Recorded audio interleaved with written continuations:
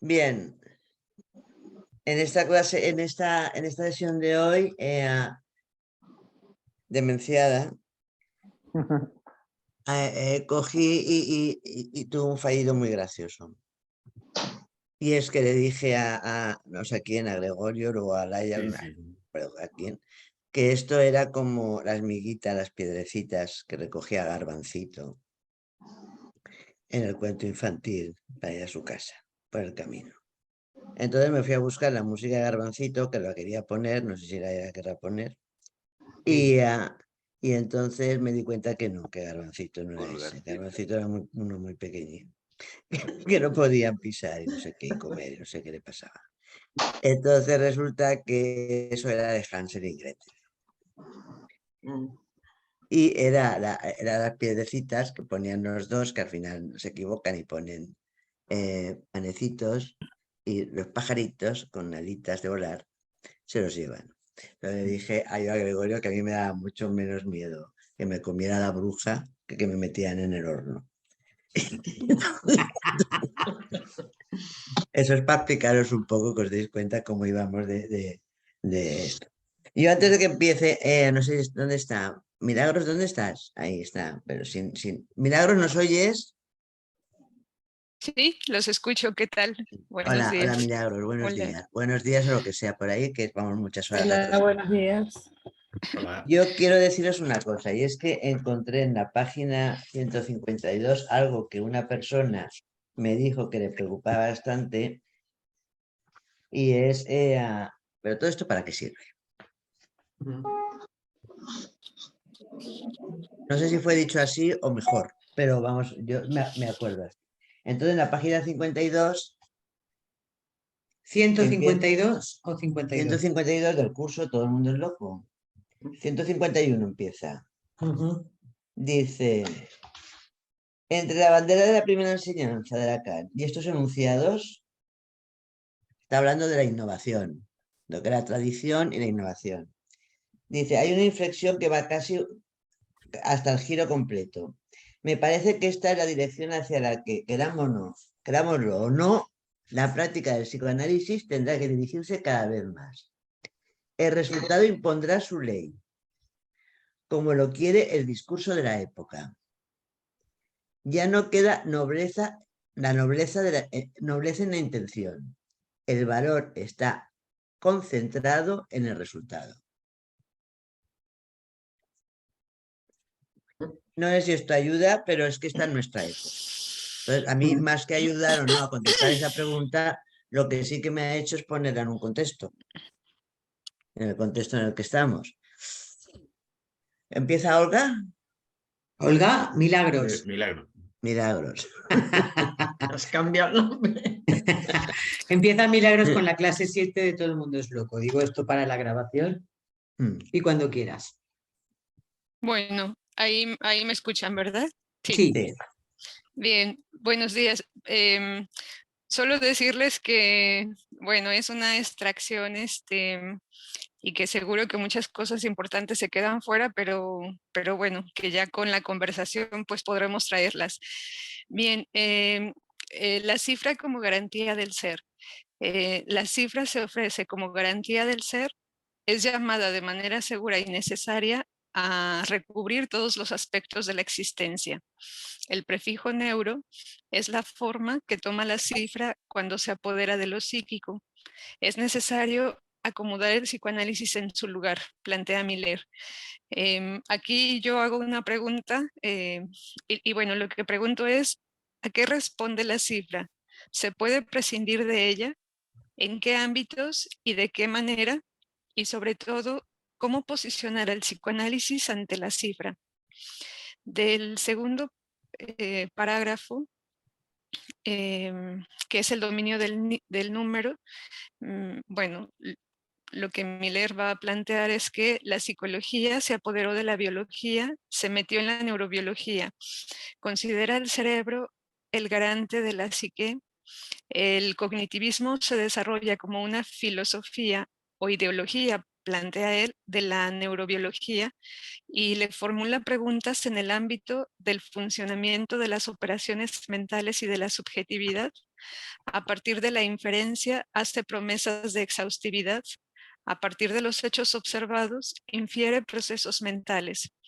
Una voluntad anima el cognitivismo, demostrar que es legítima la reducción de la realidad humana al cerebro, que el hombre es un cerebro y este es una máquina de tratamiento de información.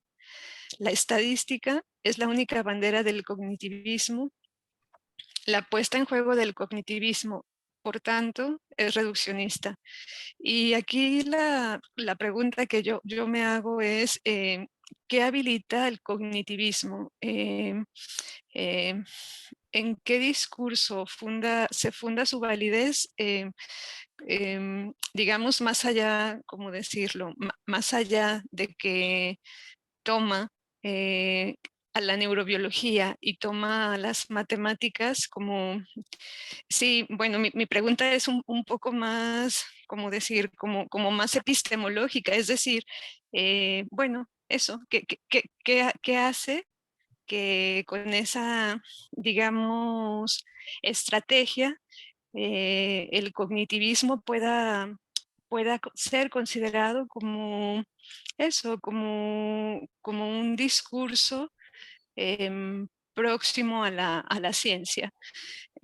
Bueno, entonces Miller continúa en este apartado planteando que la noción de que todo es cantidad es del orden de la voluntad y de un deseo de dominio e igualdad.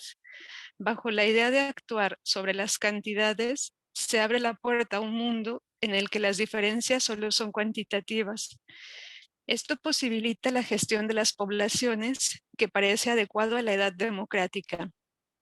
Los progresos de la ciencia y de la tecnología dan ritmo a las transformaciones de la época. Y aquí vuelvo a preguntar, ¿a qué discurso responde la cifra? ¿Cuál es la diferencia entre la cifra, el número y la estadística?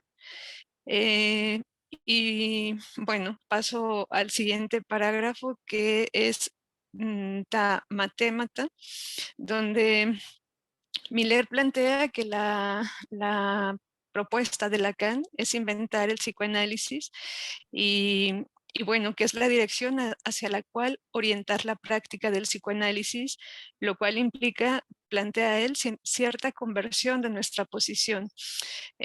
Yo recordé que en unos encuentros anteriores, Teresa comentaba que este capítulo marcaba, digamos, una escansión. A mí el capítulo me parece que es muy interesante, que es muy lindo, pero me parece que yo, como decirles, que no alcanzo a ubicar esa escansión, tampoco conozco todo el seminario, entonces de ahí y ahorita que la escuchaba con estos comentarios, digo, para mí la pregunta toma más consistencia. ¿En qué consiste esa conversión que plantea Miller a propósito de esta propuesta de Lacan de inventar el psicoanálisis? ¿En qué consiste esa conversión, digamos, en los tiempos que corren? Entonces, bueno, Miller va a traer a Kant con esta obra de los principios metafísicos de la ciencia de la naturaleza, en la que afirma que en cada teoría particular de la naturaleza solo puede encontrarse ciencia propiamente en la medida que se encuentra en ella la matemática. Y entonces va a plantear Miller que Heidegger toma la expresión tamatémata de los griegos para para plantear que se refiere a lo que se puede aprender y enseñar, pero que comprende el aprendizaje de las cosas, comprende el aprendizaje de las cosas en función del conocimiento. No se trata de aprender su manejo o su uso. Se trata, dice Miller, de lo que podemos aprender en contacto con las cosas sin que hayamos extraído saber de ellas. Entonces, la matemática sería el presupuesto de todo saber y el número lo que la representa. Y aquí, bueno, a mí esta puntuación me resultó particularmente interesante porque si la sigo, como, o sea, si la sigo en términos de lo que implica, lo que entiendo es que el planteamiento es, digamos, la matemática o las matemáticas separan, por plantearlo de alguna manera, al hombre del... A ver, las matemáticas implican un conocimiento de las cosas, pero en función del conocimiento mismo, sin estar mediado por el saber que se puede producir por la experiencia del contacto con las cosas. Eso a mí me parece, bueno, a mí me resultó muy interesante, y entonces acá yo un poco o un tanto la pregunta que planteo es si entonces las matemáticas implican apartar el saber de las cosas para plantear conocimientos sobre ellas únicamente, y si en esa medida entonces, bueno, se establece una relación distinta con las cosas. Luego extraigo esta idea que plantea Miller sobre la versión lacaniana del número, que dice él, es hacer de los números una excepción de lo simbólico. Los números son real. La vacuidad de la significación del número anima la ideología de la objetividad del hecho cifrado. Y bueno, que yo me pregunto qué hace que el número sea real. ¿Cómo decirles? Bueno, así, ¿no? ¿Qué hace que el número sea real?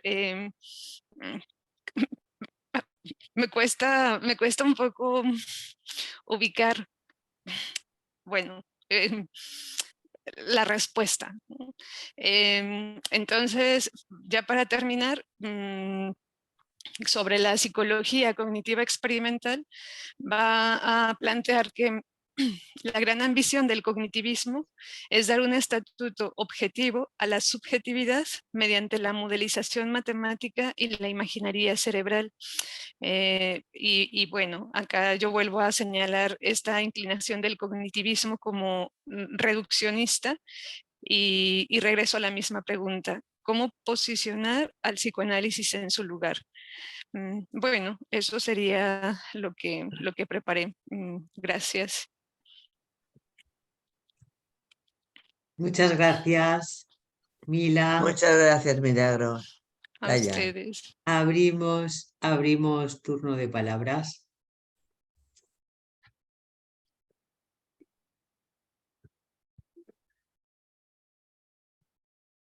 Yo creo que puedo. Claro, claro.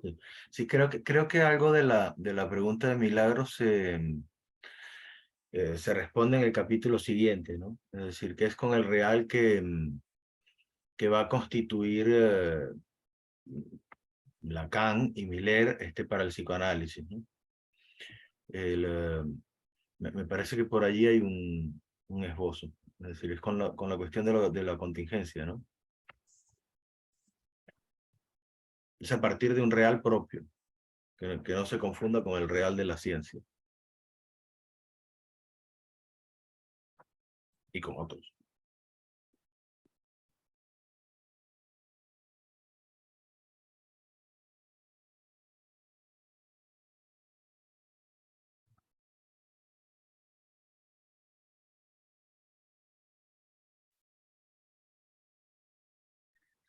Bueno, no he levantado la mano porque no la encuentro. Pero... Maripaz y luego Paco, y luego vale. Elena. Sí. Vale. Maripaz. Nada, no, es que la pregunta que hace Milagros es una cosa que me estaba rondando a mí cuando, bueno, ¿qué es lo que hace que funcione el cognitivismo, ¿no? Es una cosa que es... Y la verdad es que, no sé, es una cosa que está, que pienso que también están llegando a la clínica, los hijos, pero como que hay una necesidad de que le digan, así es como me lo expresaba ayer una madre, de que quieren que le diga qué tiene. O sea, es como que responde a una demanda no, sobre todo lo veo en la gente trans, de que le digan qué tiene. O sea, ¿qué le pasa? Que le pongan el TH tal, el que le digan el titulito, el que le pongan... Pero que es que como que les tranquiliza que les digan qué es lo que tienen o qué son. Es como, como cuando llegan al significante trans. Es como que de repente dicen, eso soy yo. Es como, boom, y se relajan, les tranquiliza. Como que les capta, el significante capta a la persona y eso tranquiliza. Y buscan eso de decir, ya sé lo que soy y se dejan todo lo demás, claro, lo que podría ser o a dónde podrían llegar. No lo sé. Cuando has hecho esa pregunta me ha venido esto a la cabeza. Tenemos palabras, Dolores, te apunto en la lista. Ahora Paco Hernández. ¿Dónde está? Que se tendrá que poner el micro, Paco, el micro.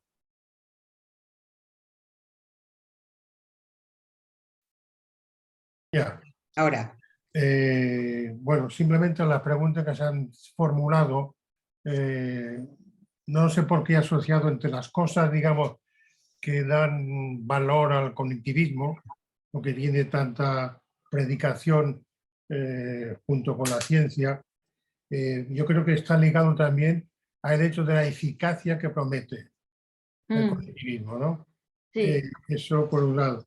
Y la creencia de que se puede cernir el objeto que llevamos entre manos, ¿no? Y en ese sentido, en ese cernir el objeto, parecería que promueve una cierta, digamos, reducción de la incertidumbre. Entonces yo creo que hay entre la eficacia por un lado y reducción de la incertidumbre es lo que daría, digamos, ese valor, digamos, social e incluso personal al colectivismo, ¿no? Enfrente al psicoanálisis, que es una hipótesis abierta y con la responsabilidad del sujeto, ¿no? Gracias, Paco. Elena. Bueno, yo quería plantearlo como pregunta, pero pregunta, es decir, vamos a ver. Bueno, me parece alucinante que en este momento, en 2007, Jacques-Alain Miller estaba anunciando que la ciencia iba de la mano del cognitivismo o que de la ciencia se desprende el cognitivismo. Digamos, no sé cómo decirlo. Pero digo, ¿por qué digo me parece alucinante? Porque yo esto no lo estoy viendo hasta ahora. Bueno, una pequeña anécdota, el otro día me gusta escuchar la radio de vez en cuando y estaba invitado el domingo por la mañana exactamente un científico en la cadena SER a hablar, un neurocientífico, un neurólogo, a hablar de no sé muy bien de qué, porque al final dijo que ahora con todas las cosas de la neuroimagen y demás podíamos ver cosas que no veíamos antes y anunciaba cosas fantásticas. Bueno, yo me quedé escuchándolo atentísimamente y dije, hombre, a ver qué tiene la ciencia que decirnos. Lo único que vino a decir es que ahora hay fotos de que se activa una zona cerebral, es decir, se pone rojita una zona cerebral cuando algo activa esa zona. Pero es que eso no dice nada, más que se activa una zona. Quiero decir que podríamos ir más al grano, pero sabiendo un poquito de neurología, que a mí me gusta la neurología también, pero es que eso no dice nada más que se activa una zona, punto final, nada más. Pero daba a entender como que eso da, bueno, muchísimas pistas para entender el funcionamiento del ser humano. Bien, pero no soy capaz de decir cómo 2 minutos después estaba hablando de cognitivismo. Y sostenía toda su forma de entender al ser humano con el cognitivismo. Bueno, no solo lo planteo como pregunta, es que no entiendo cómo se dan la mano. Me ha gustado lo que estaba diciendo Francisco, porque pues igual se deduce. Yo es que no quiero decir que igual es tan sencillo como que hay el psicoanálisis, digamos, que coloca, digamos, plantea la división subjetiva y no la tapa con, estoy pensando en los 4 discursos, pero no ponemos un S1 y debajo el significante, el sujeto barrado, es decir, algo que le da como cierta compacidad y ya está, ya parece que ya me identifico con esto y ya está. Tan simple como eso. Me explico, o sea, no acabo de entender por qué toma tantísima relevancia y por qué personas que se dicen y que están considerados como neurólogos importantísimos no dicen más que semejantes tonterías y que eso sea un discurso dominante. No sé, hay algo ahí que se me escapa completamente y me gustaría a ver si voy pillando algo ahí. Este capítulo de todas maneras me parece fantástico, pero se me escapa. Vale. Teresa. A ver, yo más que a la pregunta, a la pregunta de Milagros, a mí yo creo que de lo que se trata en estos dos capítulos, no solamente en uno, sino en los dos, no es tanto de que si el conectivismo estamos todos de acuerdo que puede ser una real tontería. La misma conferencia de introducción, de ocupación de la cátedra, de la primera cátedra de cognitiva, que está en la página 156, si la habéis leído, parece un chiste. Lo que más preocupa en estas dos clases, que ya creo que podemos empezar a leer entre líneas, que nos lo ha dicho Miller durante 4 clases seguidas, no es qué pasa con el cognitivismo, sino qué en el psicoanálisis hay de cognitivismo. Claro. Y cómo se pudo salir de él. Si vamos o estábamos ya en pleno cognitivismo.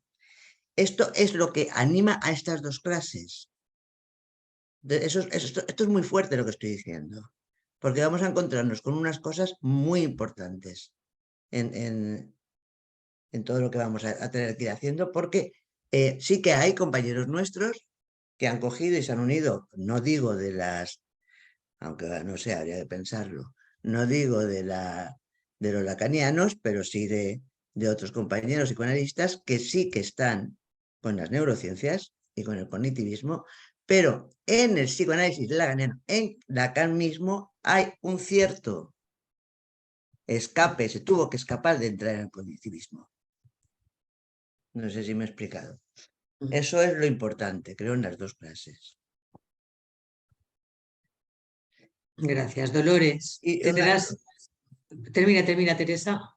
Y por decirle a Elena, mira, tú lo viste hoy, ¿no? Pero yo hace años, podríamos estar hablando de 15 años, que cuando yo viví el final de los electroshocks, tuve que empezar a volver a vivir el comienzo otra vez de los electroshocks. No era la imaginería, pero era la actividad eléctrica cerebral. No daba crédito. Dolores. Sí, bueno, dos cosas. En relación a lo que dice Teresa, estoy de acuerdo. Esta es una pregunta que me parece que recorre, no la dice tan explícita como Teresa la hace, pero creo que está ahí. ¿Qué es lo que en el psicoanálisis hay de cognitivismo? Y me parece que toda la reflexión, justamente donde Miller trata de diferenciar, porque claro, lo que le aproxima Lacan al cognitivismo es evidentemente toda la cuestión de la cifra, la matemática, el matema, el aire de cientificidad que inevitablemente con el recurso a las matemáticas puede tomar el psicoanálisis lacaniano, y a la vez toda la idea de Miller es en qué distinguimos, y hay un capítulo, hay cosas muy importantes que dice, que remite a la pregunta de el otro día, qué distinguimos del papel de la función del número en los textos de Lacan en contraposición con con el número en el cognitivismo, que tiene que ver con lo que él dice, ¿no? Cuando habla del número, la cifra, por ejemplo, para nombrar el goce sexual, y ahí ya mete la cuestión del número en todo el seminario 19, como el número, la única función que tiene en Lacan ahí no es cuantificar nada, sino mostrar el punto de imposibilidad en la lógica que él traslada al punto de imposibilidad en la relación sexual, nada que ver con la cantidad. Pero bueno, a lo segundo, que yo creo que estoy de acuerdo con Teresa, que ese es el punto central de estos capítulos, pero a lo segundo, a mí la pregunta de cuál es el deseo que anima al cognitivista me parece muy importante. Quiero recordar que Lacan se preguntaba por el deseo que anima al científico, y ese deseo que anima al científico, Lacan terminaba por vincularlo al deseo, a la voluntad de saber, cueste lo que cueste, sin temor a sin retroceder ante sus consecuencias, y por eso que Lacan ligaba el deseo del científico a la pulsión de muerte. Aquí Miller me parece que liga el deseo del cognitivista no solo a la eficacia, sino emplea una palabra más fuerte que la eficacia, que es el deseo de dominio. Lo digo porque el psicoanálisis, bueno, aunque se mueva con lo incurable, al mismo tiempo no discutimos que precisamente lo incurable del psicoanálisis pasa primero por la eficacia del psicoanálisis y segundo porque llegar a un punto de incurable también es una eficacia. Entonces nosotros creo que los psicoanalistas no podemos decir que lo que nos distingue de los cognitivistas es el afán de eficacia, porque también tenemos un afán de eficacia. Pero una cosa es el afán de eficacia y otra cosa es el término que emplea aquí Miller, que es deseo de dominio. Dominio en el sentido técnico de la palabra, ¿no? Manejando la serotonina y la dopamina y se tiene la idea de que se puede dominar pues, la conducta del sujeto, etcétera, etcétera. Entonces, ese es un punto que me parece importantísimo distinguir, la eficacia y el deseo de dominio, que es el que anima al cognitivismo. Este deseo de dominio, a su vez, Miller lo liga con la cuestión del último hombre de Zaratustra.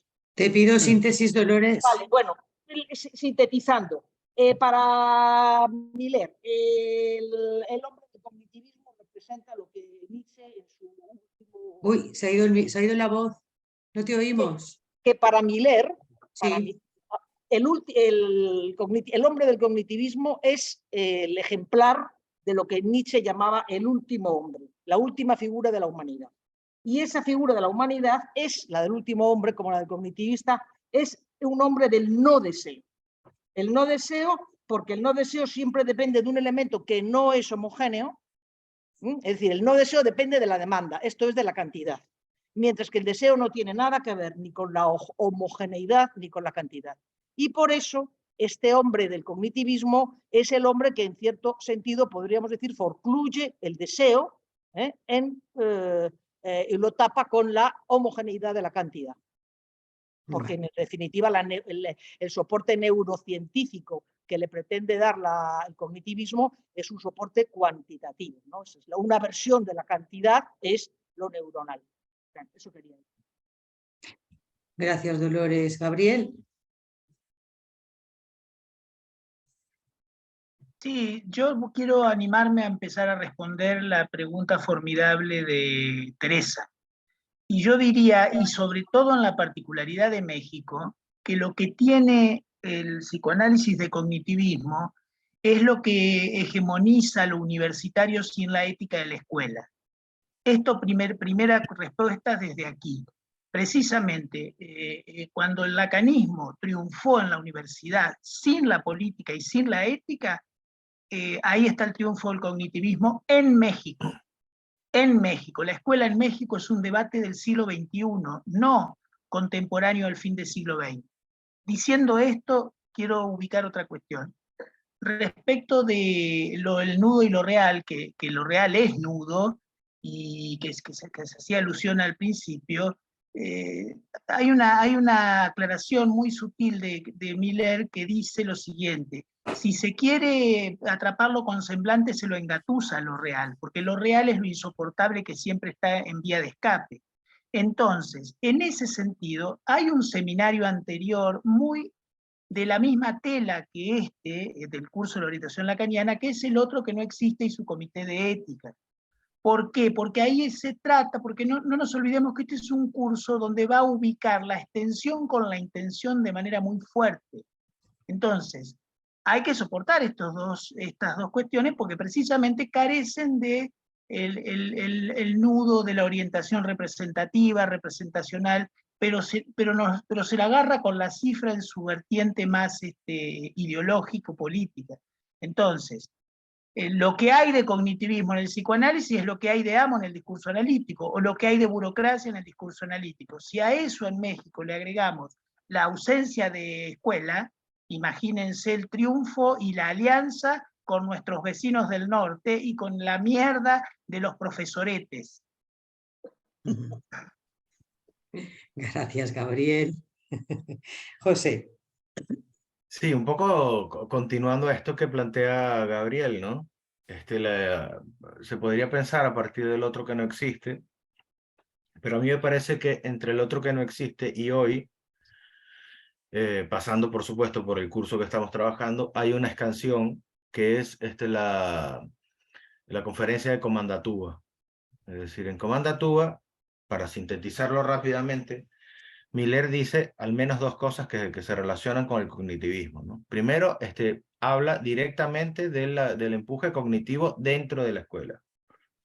Y localiza allí en un par de intervenciones, ahora no recuerdo de quién, a propósito de eso, ¿no? Y la segunda cosa es que homologa el discurso del psicoanalista, haciendo alguna salvedad, es decir, pero al de la civilización. Me parece que eso aproxima, ¿no? Si estamos en la época del cognitivismo, pero el discurso que impera, es decir, es el discurso del psicoanálisis, bueno, creo que allí tenemos un atisbo de lo que ha pasado y que creo que Gabriel recoge bien cuando lo saca de la ética que nos es propia, ¿no? Cuando distingue la ética que nos es propia de lo que se puede hacer con eso en otros espacios. Gracias. Teresa y luego Paco. Sí que lo dice con todas las letras, ir a la página 153. El párrafo que empieza, luego Heidegger a mitad. Está hablando de que Miller populariza el matema. Dice, popularizó el término matema en la época en la que ponía en el pizarrón sus esquemas de los discursos. Esquema donde se intercambiaban símbolos de aspecto matemático. Por lo tanto, elaboró él mismo una pseudo-matemática del psicoanálisis, una pseudológica matemática del psicoanálisis, para cumplir el requisito kantiano, como si el psicoanálisis pudiera ser científico en función de lo que pueda contener de matemática, pero situándose a la vez, porque no sé si estaba prevenido o tenía una intuición, pero lo hizo, en los márgenes de la ciencia. Entonces, o se va a la TDE, a la Tudernian Enseignement, a la ultimísima enseñanza de Lacan, y se pasa por ahí, y se pasa muy en serio, o el discurso universitario nos come. Y no es psicoanálisis, es un intento de pedagogía, y la pedagogía y la pulsión no tiene pedagogía. Eso que habéis leído antes del último hombre de la humanidad, de Nietzsche, que inventó la felicidad, pero que se han creído estos. La felicidad inventó la pulsión. El hombre es feliz a través de la pulsión, y eso lo tenemos que decir. No podemos estar ahí queriendo reeducar el goce, no puede ser. Paco. Sí.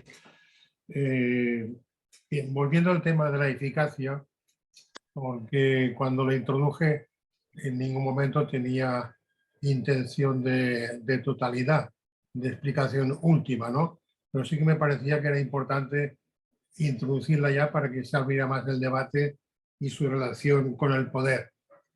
Evidentemente, en último término, a donde se apunta es a quien consigue elaborar un discurso que pueda presentarse como discurso dominante. Y en ese sentido, la eficacia tiene un atractivo para la población en general y para muchos científicos, tiene un atractivo y tiene un aspecto de seducción que hace fácil entrar ahí, dice, por su aspecto, digamos, aparentemente más fácil, más controlable y menos costoso para el sujeto, puesto que el sujeto no está implicado, ¿no?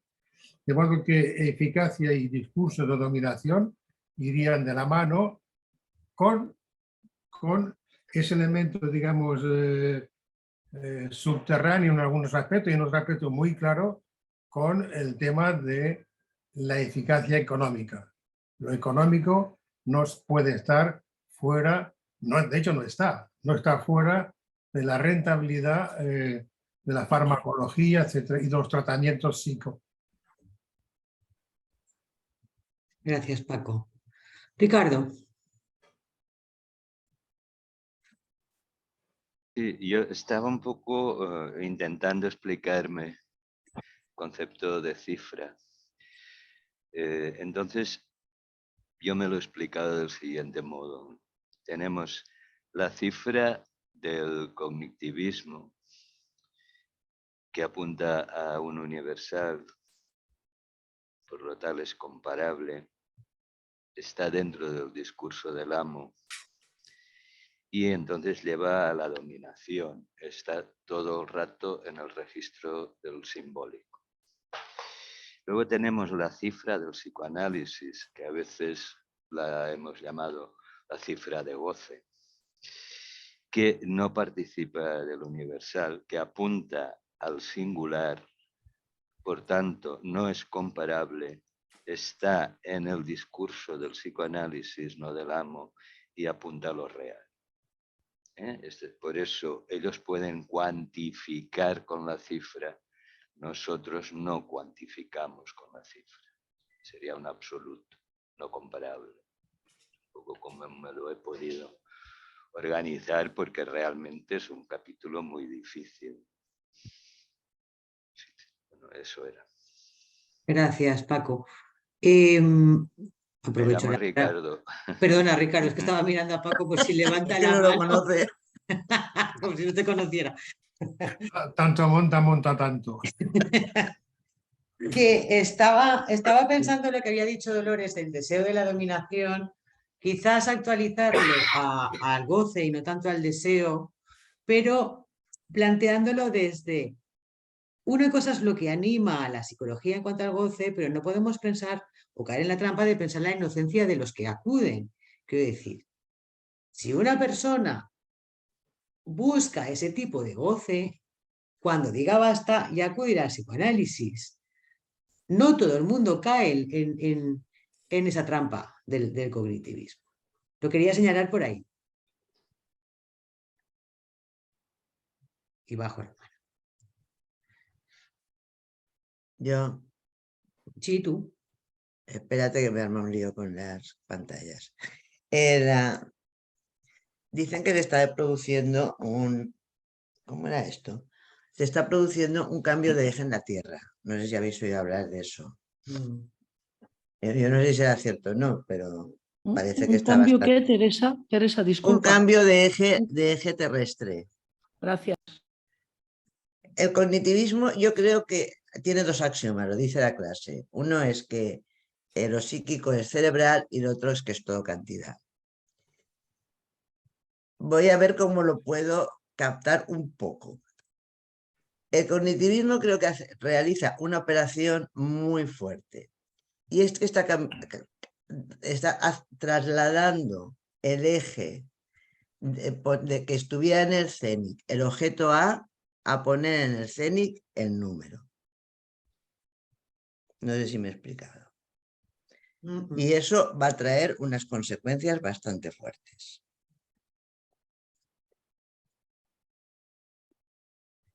Por lo que decía Paco, con la economía, efectivamente, Paco, el Big Data, que están haciéndolo, ellos creen que por motivos económicos está produciendo con los algoritmos un desplazamiento hacia no ya los objetos GADEC se pronuncian, de la cultura, que serían los objetos A, hacia el número. ¿Es serio que diga garante del ser la cifra?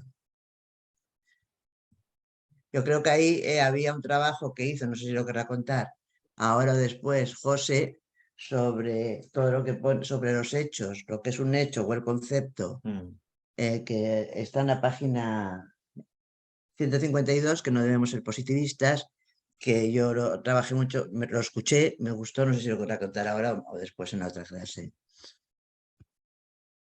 Vale, tenemos Elena, Dolores y luego Guido. El micro. Dolores había levantado la mano antes que yo, ¿eh? Ah, sí, pues Dolores. Sí, sí. El micro, Dolores, el micro. El micro, Dolores.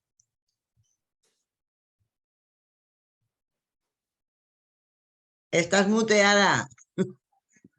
El micro, Dolores, tienes que ponerlo en marcha. No te oímos. Póneselo por chat. No te oímos, Dolores. Ya lo Ahora. he quitado. Ahora. Vale, vale, gracias. No, dos cosas. Una, respecto a lo que, que me parece esencial distinguir lo que es la cifra en el cognitivismo de lo que es la cifra en Lacan. Estoy de acuerdo. La cifra en Lacan es la cifra de goce, pero Lacan habla de sentido gozado también. Y hay que decir que la cifra tiene una ambigüedad, porque cifra también tiene que ver con desciframiento. Claro. El desciframiento, quiero decir, la cifra se mueve en esa ambigüedad entre el desciframiento, el sentido, el cifrado que producen las propias, operaciones del inconsciente y a su vez el punto de real. Quiero decir que la cifra se mueve en esa tensión, por así decirlo, entre el cifrado, sentido, desciframiento y el punto de real. Estaría en medio, no es solo el goce, sino que nosotros, desde siempre, el psicoanálisis, y justamente aquí Miller se refiere que al principio, cuando Lacan tiene que oponerse al cientificismo, en la época de la causalidad psíquica, justamente habla de cómo en la locura entra la significación. ¿Y qué hace Lacan? Hace una, digamos, entre comillas, una psicología semántica, que emplea Miller esa palabra, frente al organicismo, por ejemplo, de un Henri Ey. Entonces, en Lacan, la cuestión del sentido, que ahora nosotros en el último Lacan la colocamos, digamos, completamente subordinado, si se quiere, desalojado por lo real, no hay que olvidar que jugó un papel fundamental en Lacan, aunque solo fuera como vía para oponerse al cientificismo y al organicismo desde la época de su escrito de la causalidad psíquica. Eso era lo primero que decir. Y luego otra cosa, que es que uno tiene la impresión ahora de que está retornando a tiempos prefreudianos, porque toda esta discusión sobre, que por otro lado a mí me interesa, no voy a decir que no me interese, la cuestión de lo neurológico, pero uno tiene la impresión de que retroceda a los tiempos de la época de Charcot y Freud, porque hay que acordarse de la polémica en cuanto al tema, por ejemplo, de las parálisis histéricas entre Charcot y Freud, ¿no? Cuando Charcot sostenía que las parálisis tenían un origen cerebral que él situaba en una famosa lesión funcional, que luego Freud critica diciendo, bueno, esa lesión funcional en el cerebro es una lesión supuesta. Pero, y era todo el debate de si teníamos una causalidad cerebral de los trastornos psíquicos o de las enfermedades psíquicas o como lo queramos llamar, o una causalidad psíquica. Eso Freud rompe con Charcot en ese sentido.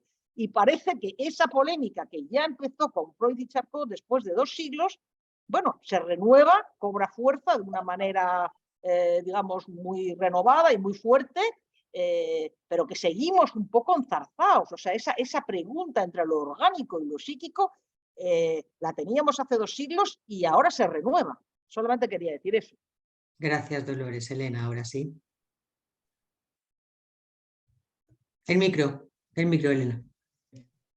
Pues enlazo con lo que dices, Dolores, porque, a ver, lo que quería preguntar era en otra línea, pero también, o lo que quería subrayar era en otra línea, pero quería preguntaros un poco más, porque veo que habéis entendido las cosas bastante más que yo con respecto a por qué. Yo me pregunto también aquí en este capítulo por qué Lacan cuestiona de esa manera, Lacan no, Miller, cuestiona y plantea que en esa cuestión de las, digamos, de las fórmulas, de las letras, de las cifras, incluso de los cifrados, ¿por qué ahí hay algo, no sé cómo decir, no voy a decir lo exacto, pero es lo que ha leído Teresa también, ¿no? La pseudomatemática del psicoanálisis, bueno, todo eso.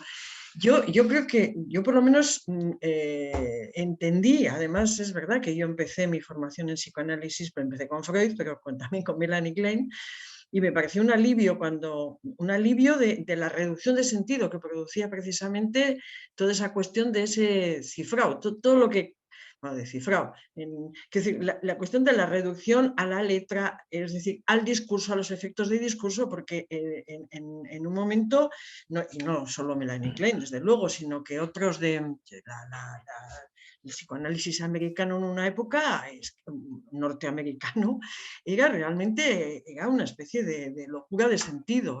Yo eso lo recuerdo bien y lo recuerdo como algo, o sea, bueno, te podían interpretar cualquier cosa, no sé, bueno, en fin. Y ahí me parece que fue precisamente un intento de reducción del sentido. Entonces, que eso luego tenga sus pegas, quiero decir, tengo la impresión de que cualquier cosa en un momento determinado va a tener sus pegas. Es decir, y en otro momento, es decir, que en ese sentido también lo que estaba planteando Dolores, no sé reducir mejor lo que quiero decir, pero lo que estaba planteando Dolores es verdad que precisamente la crítica que hace Lacan a los organicistas de su época lleva a darle un sentido a la psicogénesis de los trastornos. Y luego también eso produce un exceso de sentido. Después él se plantea la cuestión de la reducción del sentido. Ahora, ¿en qué estamos ahora?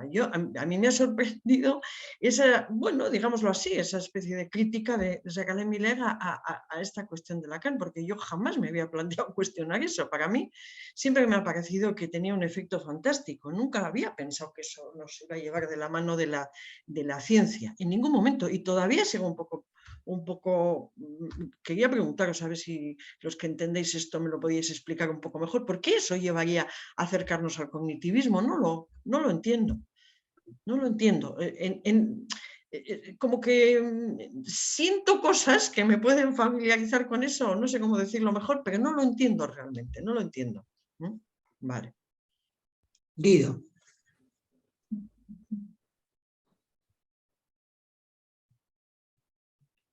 ¿Escucha? Sí. Sí. No, me quedo dando vueltas en todo lo que venían trayendo todos, la verdad que es muy interesante, me encanta estar acá. Pero quizás ahondar un poco en la diferencia que quizás se escapa a veces, pero me parece que está en el centro del capítulo, de la diferencia de lo que hablamos al principio también, entre número y cifra, que efectivamente no son lo mismo. Y está, me parece, Miller haciendo un esfuerzo por mostrarlo de alguna forma también. Y creo que es algo que también ya trae desde antes, cuando empieza con toda esta que parecería no tener sentido en un principio, pero después, bueno, llegando a esta altura del seminario ya cobra una luz diferente, tanto toda la historia de esta lucha contra el cientificismo, el cognitivismo, y dentro del psicoanálisis mismo también. Digamos, el combate en realidad contra la cifra y no contra el número, efectivamente. Lo dice precisamente que el número, en definitiva, que Lacan ya lo planteaba, es real. Que la cifra en todo caso es lo que trastoca ese vacío de sentido en el significante del número. Y en el sentido mismo, leyéndolo desde la alquímica, que efectivamente la cifra no es otra cosa que una elucubración sobre el número. Es asignarle un sentido a esas áreas que aparecen coloreadas de alguna forma en las tomografías, en las resonancias. Es asignarle un sentido a la estadística, es creer que efectivamente son un fiel reflejo de la realidad, de la experiencia de lo que ocurre. Y no que en todo caso es una construcción de alguna forma en el aire, lo que plantea en relación al cognitivismo, donde efectivamente esta crítica que ya planteaba Heidegger en su momento, que la ciencia encuentra su objeto, porque se lo da a sí misma, en definitiva, donde en definitiva el cognitivismo lo que hace es definir conceptos y después ir a buscarlos ahí a la experiencia y decir, acá está lo que estaba buscando entonces, acá tengo razón entonces con lo que decía. La felicidad es cuántos kilos de pollo me como al día, entonces si como 5 kilos de pollo soy más feliz. Si bien, a ver, lo decimos en relación a áreas coloreadas, a test, a diferentes aspectos, la cifra es eso, es esta esterilidad que planteaba Paco en relación a la previsibilidad que plantea la cifra para taponar el dominio, de alguna forma. Es decir, la experiencia no presentaría ninguna novedad y sería completamente homogénea. Ese es el planteo que está detrás, la ideología. Es decir, una taxonomía al infinito para poder hacer que nada quede por fuera de ella, que es precisamente toda la lucha que plantea Miller antes, dentro de la universidad incluso, desde el psicoanálisis, como sostener de alguna forma la singularidad dentro de dentro de la institucionalidad, si se quiere. Por eso Pido síntesis porque hay 35, perdonad, cambiamos de Perdón. clase y hay varias palabras. Vale. No, solo eso en realidad, plantear esto de que no caer dentro de la institucionalización, en definitiva, es decir, sostener el discurso del amo por sobre el discurso del psicoanálisis, en definitiva. Buscar validarse con el ojo del experto de afuera, no es lo mismo que intentar validarse y evaluarse a partir de los psicoanalistas mismos. Solo eso. Vale. Quedan 3 palabras, Milagros ha bajado la mano. Tenemos apenas 2 minutos. Gabriel.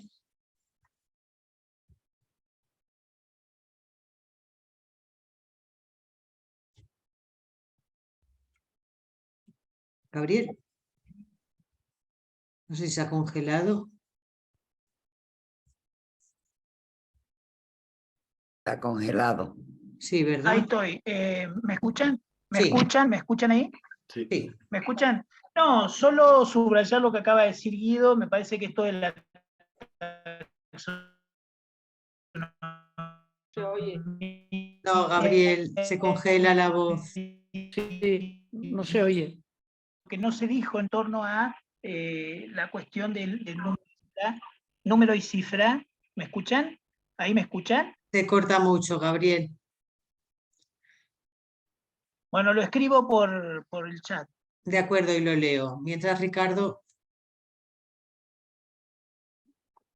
Era volver, por lo que decía Dolores, al tema de la cifra.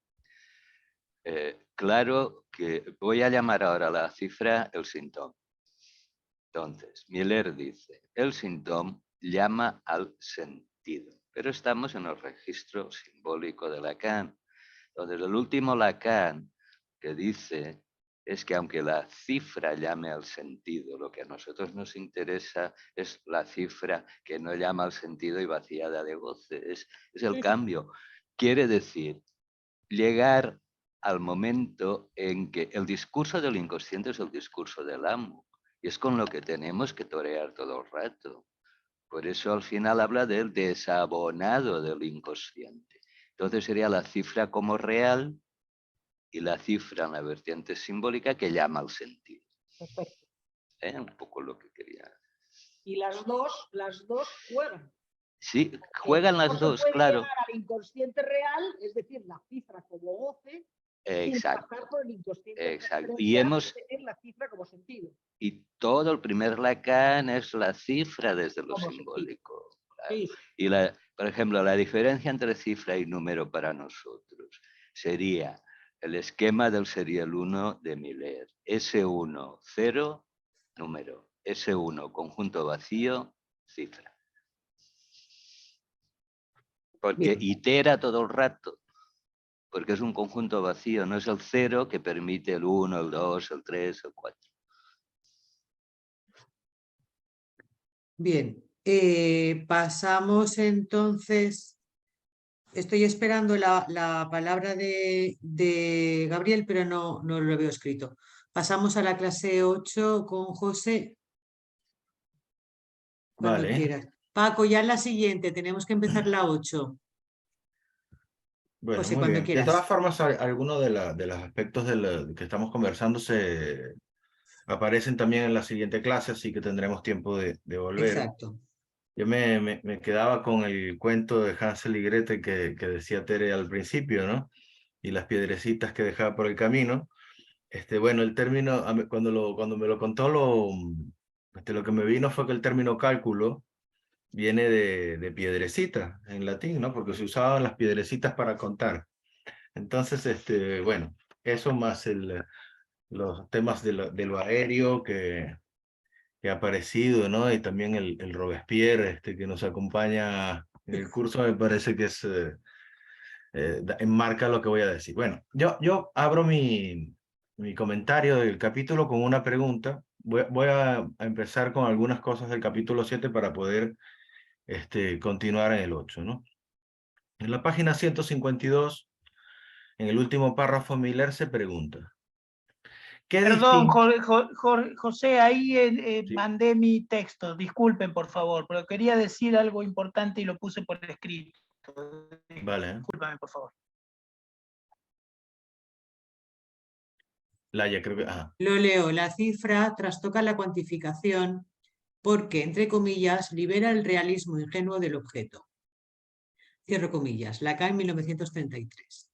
Dando lugar vez por vez a lo inútil, donde real y lenguaje retoma lo insoluble de nuestro objeto. Es el comentario que había dejado Gabriel sobre el texto. Continúa, por favor. Sí, bueno, les decía que arranco mi comentario con un fragmento que está en la página 152, en el último párrafo. Miller se pregunta, ¿qué distingue el discurso de la ciencia tal como emerge en el siglo XVII y lo que era la ciencia de la antigüedad o en la Edad Media, ¿no? Y allí nos dice que tanto Heidegger, que comentará en el capítulo, como Poiré, consideran que lo que constituye esa diferencia no atañe a la observación, a la experimentación o a la medida, ni siquiera a la medida cifrada. Todo eso ya está presente en el saber antiguo y medieval. Más profundamente, la diferencia reside en otra actitud respecto del saber, cuyo carácter fundamental Heidegger llama su pretensión matemática. Bien, pretensión matemática se esclarece, al menos para mí, cuando diferencia el positivismo, y ahí está el comentario que hacía Teresa sobre el hecho y el concepto, ¿no? Es decir, cuando diferencia el positivismo, concepción según la cual un hecho es un hecho, lo encuentran en la página 152, de la ciencia matemática de la naturaleza, que más bien podría relativizar el hecho respecto del concepto. Como lo dice Heidegger, es una cita de Miller, un hecho solo lo es a la luz del concepto que lo funda. Entonces, cuando conversaba de esto un poco con Teresa me decía, bueno, pongo un ejemplo. Me dice, bueno, es decir, el ejemplo que pone Poiré, es decir, es el de la teoría de la gravedad, ¿no? Es decir, construye, lo voy a decir así, un universo a partir de la noción de gravedad contra las teorías del ímpetu, que eran aristotélicas, a partir de la suposición de que uno puede soltar un objeto y que éste podría no caer. Es decir, no tiene nada que ver con los hechos, al menos con los hechos sensibles, ¿no? Que se podían observar, etc. Y a partir de allí la teoría es algo a lo que se dedica Poiré.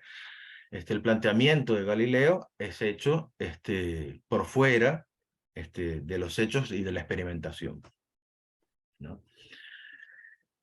Como ven, entonces lo que estamos abordando pues, subyace la pregunta que a mí me parece que se desliza en el texto, que es un hecho, y también detrás de esa pregunta me parece que es donde se puede situar esta otra de Heidegger, que es matémata. Allí habría una primera piedrecita, ¿no? De esas de las que comentábamos. Yo me voy a detener un poco en lo que he encontrado de Heidegger, porque me parece que quizás nos permita esclarecer de qué número se trata en cada ocasión. El texto, para el que lo quiera ubicar, está en un libro que se llama La pregunta por la cosa. Entonces extraigo algunas puntuaciones que me parecen relevantes. Lo primero es que Heidegger distingue la matemática de lo matemático. ¿Okay? Y al respecto nos dice dos cosas. Que la matemática es solo una configuración determinada de lo matemático y que lo matemático no es explicable a partir de la matemática. Por esta misma consecuencia, ¿no? ¿De dónde viene el término lo matemático? Nos explica que viene del griego lo que se puede aprender y lo que se puede enseñar. Yo aquí hago un pequeño excursus para destacar que este asunto subyace a la pregunta, que creo que trabajamos cuando revisamos el primer capítulo del curso, ¿cómo enseñar lo que no se enseña? Que Lacan había planteado en su texto Lacan por Vicens. Habría entonces lo que se puede aprender y lo que se puede enseñar como lo matemático, y habría, desde esa misma pregunta, algo de otro orden. Pero bueno, lo dejo allí solo como un abreboca, ¿no? Vuelvo con lo matemático, entonces, según Heidegger. No me voy a detener en el comentario sobre las distintas determinaciones de las cosas que Miller va explicando allí, el tamatema, el tapragmata, etc. En fin. Sino que me interesa la conexión que Heidegger destaca entre lo matemático y el número. Y nos dice, estamos habituados a pensar lo matemático bajo los números. Encontramos una cita fuerte. Las matemáticas son las cosas en cuanto las introducimos en el conocimiento, introduciéndolas en el conocimiento como lo que de ellas ya es conocido de antemano. Lo matemático vendría a ser eso que ya es conocido de antemano. Y las matemáticas, las formas en las cuales las introducimos en el conocimiento. Desde aquí, me parece, podemos comprender ahora por qué es matemático el número. Cito a Heidegger. Vemos 3 sillas y decimos, son 3. Lo que es 3 no nos lo dicen ni las 3 sillas, ni las 3 manzanas, ni los 3 gatos, ni cualquiera otras 3 cosas. Más bien podemos contar solamente 3 cosas como 3 si ya conocemos el 3. Por lo tanto, cuando concebimos el número 3 como tal, solo tomamos expreso conocimiento de algo que de alguna manera ya poseemos. Ese tomar conocimiento es el verdadero aprender. El número es algo aprensible en el sentido real, es decir, algo matemático. Las cosas no nos ayudan a conocer el 3 como tal, es decir, lo ternario. ¿Qué es en verdad el 3? Pregunta Heidegger. El número que está en tercer lugar en la serie de los números naturales. Es el tercero. Sin embargo, es el tercer número porque es el 3. Y allí interroga nuevamente. ¿Y el lugar? ¿De dónde vienen los lugares? El 3 no es el tercer número, dice Heidegger, sino el primero. El 1 no es el primero. A mí, cuando dijo esto, me sorprendió, ¿no? Cuando lo leí. Tenemos, por ejemplo, ante nosotros, por ejemplo, tenemos, por ejemplo, ante nosotros un pan y un cuchillo. Esta cosa una y agregada a ella lo otro. Cuando los tomamos juntos decimos ambos, lo uno y lo otro. Pero no decimos todos, no decimos dos, ni decimos 1 más 1. Solo cuando al pan y al cuchillo se agrega un vaso y juntamos lo dado, decimos todos. Ahora los tomamos como suma, como un conjunto de tal y cual cantidad. Solo a partir de lo tercero, lo que antes era 1 se convierte en primero y lo que antes era lo otro se convierte en segundo. Parece un juego, ¿no? Un jueguecillo. Pero bueno, les diré lo que he podido captar del asunto. Y luego si quieren vamos conversando, ¿no? Les pediría que si algo no queda muy esclarecido, me interrumpan. ¿En qué sentido, me preguntaba yo, el 3 es el primer número? Creo que el pan y el cuchillo son captados como una cosa u otra en el lenguaje, cuyo funcionamiento es binario. Pensado desde lo binario, lo terciario sería del orden de lo matemático propiamente dicho, porque se nos escapa del lenguaje. Pero en tanto puede ser pensado, susceptible de ser enseñado y aprendido. Esa es la definición que da Heidegger partiendo del origen griego del término lo matemático, es decir, que puede ser pensado y aprendido. Solo cuando emerge fuera del binario la noción de algo tercero, surge el número 3 y retrospectivamente el 1 y el 2. Hasta aquí vamos más o menos bien. Vale, es Heidegger quien señala el rasgo fundamental de la ciencia moderna es lo matemático. Conforme a lo dicho, esto no quiere decir que en esta ciencia se haya trabajado con la matemática, sino que en ella se ha preguntado de un modo que tuvo como consecuencia que la matemática, en el sentido limitado, debió entrar en juego. Fin de la cita de Heidegger, ¿no? Este modo de preguntar supone que, tal como parte de su propia definición, lo matemático se puede aprender.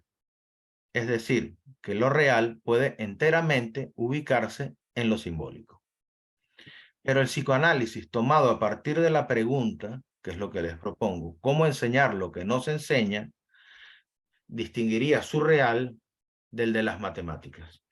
No sé si con esto ayuda un poco a Elena con la pregunta de... Pero bueno, seguiremos dando un poco tratando de construir esto. Lo que Si me- pasa, no sé si no se interrumpirá, no, mejor no, al final, es que si no se va a hacer largo. Vale. Si me detengo en esto es porque creo que esclarece la medida en la cual puede decirse que los números son real. Y también la crítica que subyace tras la búsqueda del significante nuevo por parte de Lacan, un significante que podría operar sin significado, las cifras. Eso lo encuentran en la página 155. Me parece que Miller es crítico con cierto momento de la enseñanza de Lacan, relacionada con el ideal de cientificidad del estructuralismo. Por eso el capítulo 8 entra por allí. En la página 153 encontramos lo siguiente. Por lo tanto, elaboró, esto lo había leído Teresa, pero Lo he leído también. antes ya. Por lo tanto, elaboró él mismo una pseudomatemática del psicoanálisis, una pseudológica matemática del psicoanálisis, para cumplir el requisito kantiano, como si el psicoanálisis pudiera ser científico en función de lo que pudiera contener de matemática, pero situándose a la vez sobre el margen de la ciencia. Y ahora llegamos al fragmento que mencionaba Dolores la semana pasada. Lo encontramos en la página 155, que dice lo siguiente. Lacan corrige esta aserción al decir, no está del todo claro, que los primeros números sí tienen un sentido. Se debe entender aquí la esencia mitológica que afecta al número. Los primeros números hasta 4 o tal vez 5 o 6, no pude identificar la referencia que tenía en mente, pero no tiene nada que ver con la función real de los números. Fin de la cita. Ya está. Ya. Quizá la esencia mitológica que afecta al número se refiere al uso que hacían los pitagóricos. Esa es una pregunta que me hago, quizás Guido después nos puede aclarar algo. Es un párrafo complejo, del que apenas he podido localizar quizá esa referencia a la que alude Miller. Su esclarecimiento está todavía por llegar, ¿no? Pero encontré, me parece, la referencia.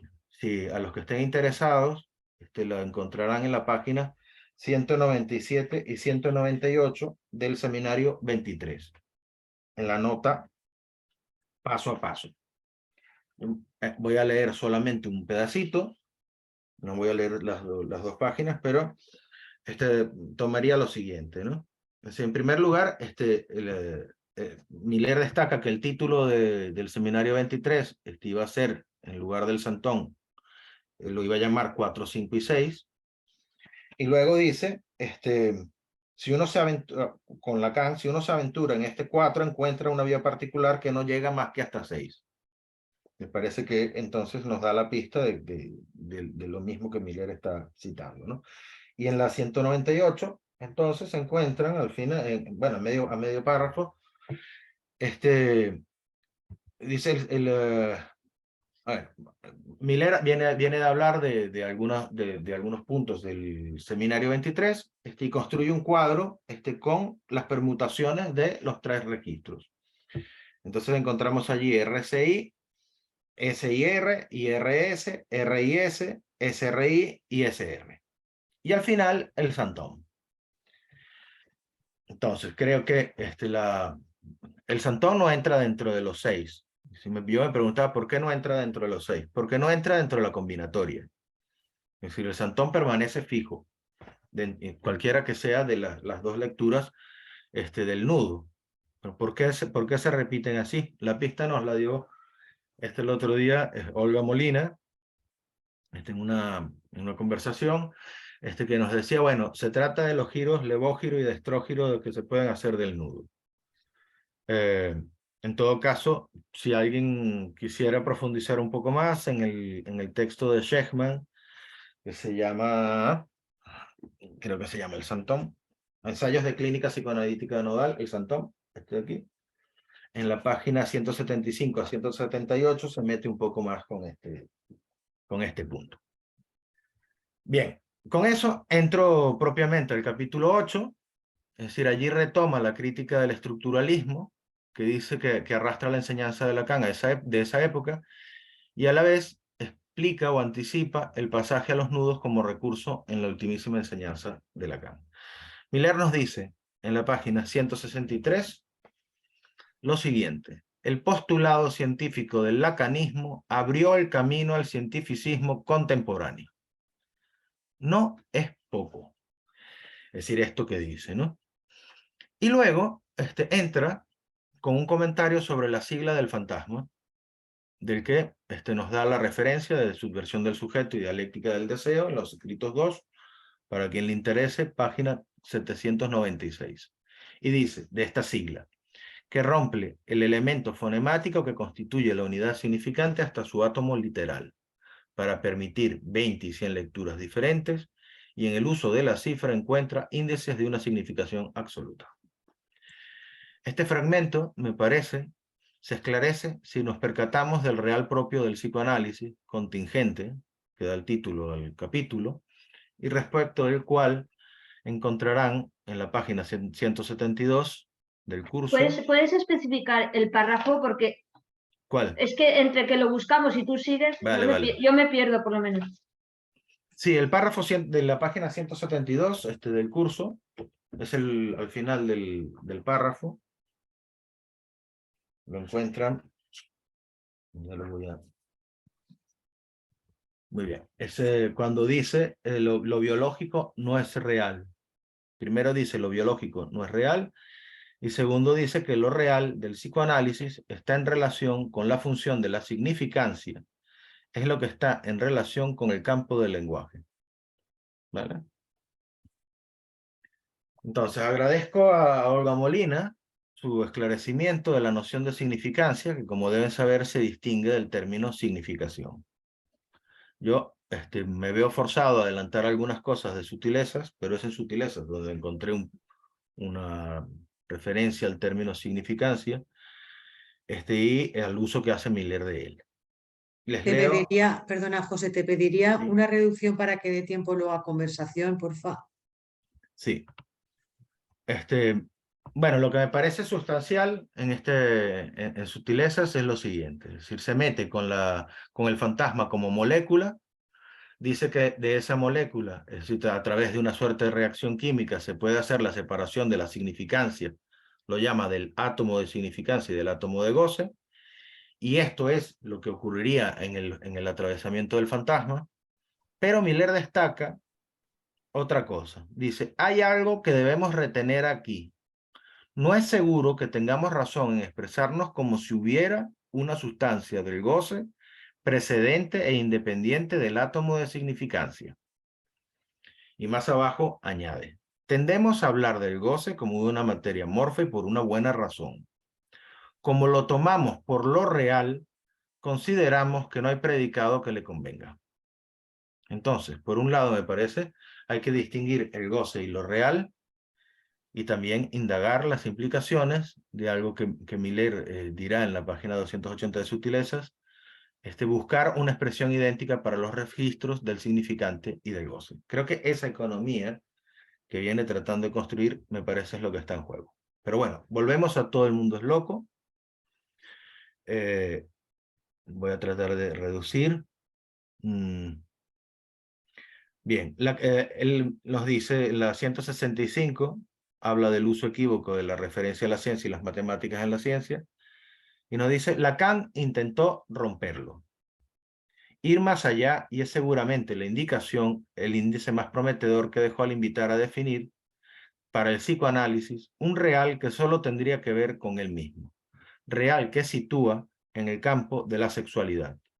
Un real del que nos dice, debería ayudarnos a elucidar por qué caminos la cantidad, la medida, la cifra, el número han advenido al hombre. Lacan mismo evocaba la configuración sexual en la especie hablante, en los seres hablantes, que podría explicar el acceso al número que estos encontraron.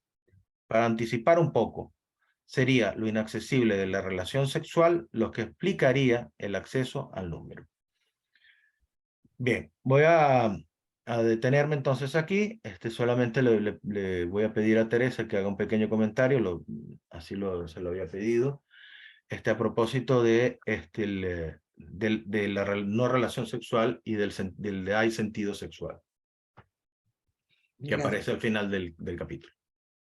Muchas gracias. Bueno, yo, dado el tiempo que llevamos, voy a contaros un cuento, porque esto lo podéis leer y lo podemos retomar cuando queráis. Es 171, el real de la no relación.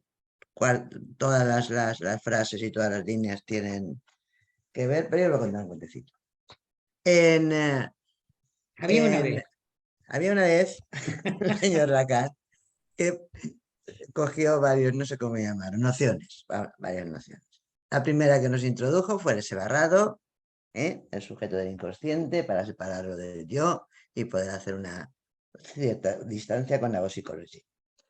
Luego aparece en toda su obra el concepto, creo, primero de Trumano, metería el trauma, empezaría a meterse con lo social ya del sujeto, del inconsciente que tenía antes. Luego vemos aparecer el Parlet, igual me dejó alguno por el camino, pero creo que no. Y al final tendríamos el cuerpo, un cuerpo. Entonces, lo que quiero deciros es que este Trumano, vamos a pasar al Trumano, creo que a estas alturas estamos por lo menos en el Trumano, el sujeto inconsciente queda en la época simbólica de Lacan, con todo esto que hemos estado hablando.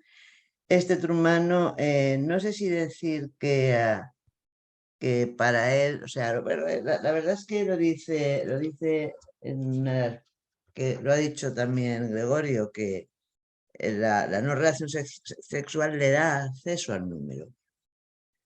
Este Trumano es como que tiene el número, no voy a decir innato, pero que sabe contar. Sabe contar cuentos y sabe contar 1, 2, 3, 4. Y yo diría también que además sabe leer. Y que esto, que sabe contar y que sabe leer, porque se nos olvida muchas veces que el psicoanálisis objeta a la pedagogía. Lo he dicho antes, lo vuelvo a repetir ahora. Y solo se puede enseñar y aprender aquello que conecta con este saber contar y saber leer. No tenía más cosas preparadas, pero no, en una conversación la sacamos si queréis. Es un pequeño cuento completamente condensado, ¿eh? Muchas gracias a los dos. Levantamos entonces la mano, quien quiera hablar.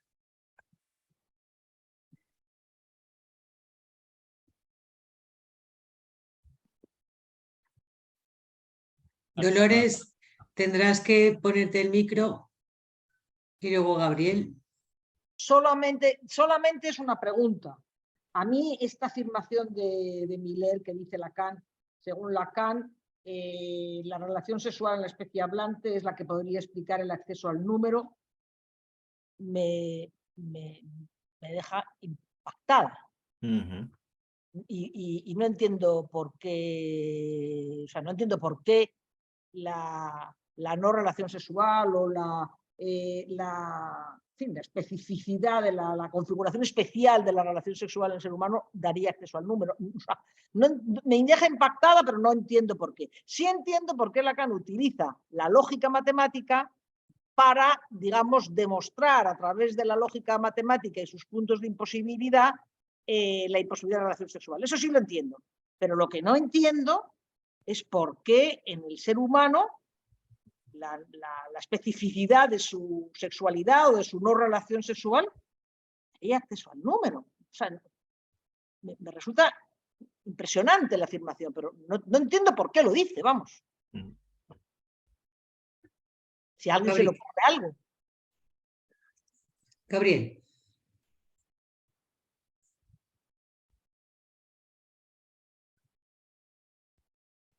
¿Ya se ha congelado otra vez, Gabriel? Sí, ¿verdad? Sí. Pues entonces pasamos la palabra a Teresa. Bueno, no tengo micrófono. Tengo mano, pero no micrófono. Es que lo que... ¿Me escuchan? Sí, Gabriel, pero es que te congelas mucho. No te hemos dejado de oír. Seguimos con Teresa, a ver si puedes arreglar la conectividad. Teresa, por favor. Sí, se me ha olvidado decir que tener en cuenta que este Trumano, este Parlet, va a ser va a estar completamente disfuncional. O sea, hay un disfuncionamiento completo con respecto al instinto.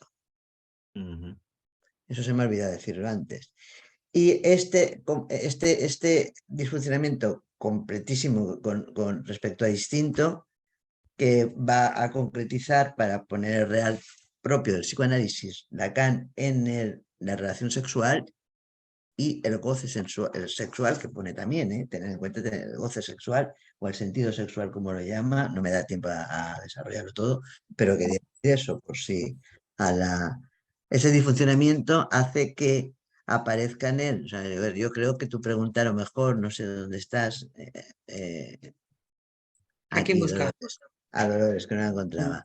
Puede ser, o sea, es así, o sea, el lenguaje, cuando apareció, el acceso al número lo tiene por el mismo disfuncionamiento con todo lo instintual. Pero igual lo explica mejor Guido. Guido, Bueno, te han dejado la piedra, te han dejado Las la piedra. piedrecitas. sí, gracias. Yo venía tranquilo a plantar la vez, pero bueno, gracias por el baldazo de bofio. No, a ver, antes que nada, Teresa, te quería preguntar si en el texto encontrabas dónde decía lo de saber contar y saber leer. Eso me lo he O inventado. si era... Eso me lo he inventado. Ok, está bien. No, por eso. He dicho que iba a Porque... contar un cuentecito, ¿eh? Está bien, está bien. Bueno, está basado en la escritura que pone en el texto, está basado en lo que habla Heidegger de los números, en lo que dice del acceso al número. O Pero sea, por está eso, basado en todo eso, pero es que no tengo tiempo. está bien, está bien. Igualmente, a ver, pensaba, pues me hace un poco ruido este saber contar y saber leer en base al acceso al número y a la escritura. ¿Por qué? Porque, a ver, por un lado, que se engancha con la pregunta de Dolores, que me parece que es central en esto, esto que plantea Miller con que la no relación sexual da acceso al número. ¿Cómo lo pienso yo? Es precisamente que la no relación sexual, en todo caso, o si se quiere la elucubración significante, es precisamente lo que da lugar a la diferencia. Es lo que introduce la diferencia en la experiencia, de una forma. Porque en el goce precisamente, como bien decíamos antes, itera, constantemente siempre igual. Entonces, no hay diferencia alguna ahí. Lo que hace la relación sexual en todo caso es no dar con la medida, en definitiva.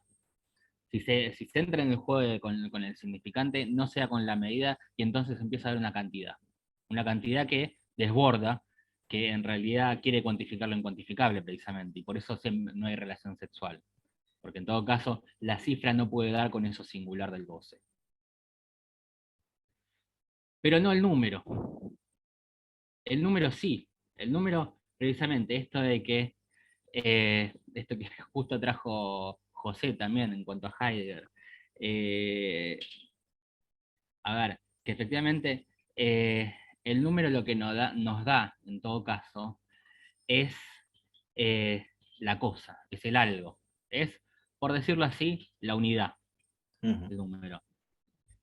Pero no nos da la posibilidad de contar tampoco. A ver, ¿por qué lo planteo? Porque en realidad, a lo largo de la historia de las matemáticas, cuando aparece el positivismo con el círculo de Viena y después con Russell y demás, se rompen la cabeza realmente por entender efectivamente y definir de alguna manera que sea funcional qué es el número. ¿Por qué? Porque efectivamente, como plantea Heidegger, no puedes definir el número a partir del número porque si no es una tautología y cae en la nada. Efectivamente, este vacío de significación, esta vacuidad de significación que traía Lacan. Entonces, ¿qué hacen? Recurren a la teoría de conjuntos. Es decir, introducen un S2 para poder explicar este S1 de qué es el número. ¿Sí? Entonces, en ese sentido quiero decir, lo que tenemos a mano en la experiencia es siempre la unidad. Y el ordenamiento, en todo caso, es decir, el 3 es el tercer número, es precisamente una arbitrariedad en relación a la cantidad. porque tranquilamente podría ser el 3 el segundo número, dice llanamente. Ujú. No hay más que la creencia de que sumando en un cierto orden, quiero decir, porque podríamos contar en números primos si quisiéramos, o en letras. No importa eso, no importa el contenido del número.